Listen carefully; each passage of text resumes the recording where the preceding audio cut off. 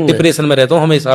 जर तुमची मेमरी चांगली असेल तर तुम्हाला माहीत असेल, मी थोड्या दिवसापूर्वी एका व्लॉगमध्ये फुलं दाखवलेली, म्हणजे फुलांच्या कळ्या दाखवलेल्या ज्या फुलणार होत्या.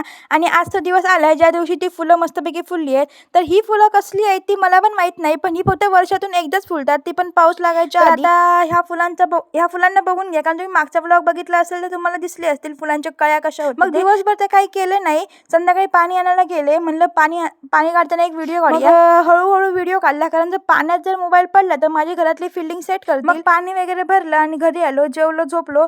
संध्याकाळी पप्पानी काकडी आणली होती, ती मस्तपैकी कापली, वरती मीठ टाकलं. पण ते मीठ टाकायच्या नादात मी विसरले की माझा हात कापलेला आणि त्या हातामध्ये मीठ भरलं आणि एवढं झोंबलं ना, त्या डिप्रेशन मध्ये मी जाऊन झोपड्यावरती बसले. थोड्या दिवसांमध्ये कॉलेज सुरू होणार आहे आणि अशा जागी मला जावं लागेल जिथे मला जायला अजिबात आवडत नाही. मग परत तेच अटेंडन्स, सबमिशन, असाइनमेंट हे सगळं डोक्यावर येणारच आहे. त्यामुळे सध्या तरी झोपाळ्यावर झोके घ्या, डान्स करा, टाइमपास करा, लाईफचा आनंद घ्या. बाकीचं तर कॉलेज आल्यावरती बघूच असं म्हणत मी झोके घेत होती, पण थोडा डिप्रेशन पण वाटत होतं, कारण आता 2-4 दिवस राहिलेत, एन्जॉयमेंट करून घ्यायला पाहिजे. कॉलेज सुरू होणार, ते पण पावसामध्ये, आणि पाऊस मला अजिबात आवडत नाही. आमच्या घरी एक फणसाचं झाड आहे, त्यावरती फणस होते, ते वरती म्हणून आम्हाला काढायला मिळाले नाही. तर आता पावसाळा जवळ आलाय, तर फणस पण संपायला आले आहेत. तर मग येताना आम्ही 2 फणस घेऊन आलो, एक तर भाजीसाठी आणि एक पिकल्यावरती खायला.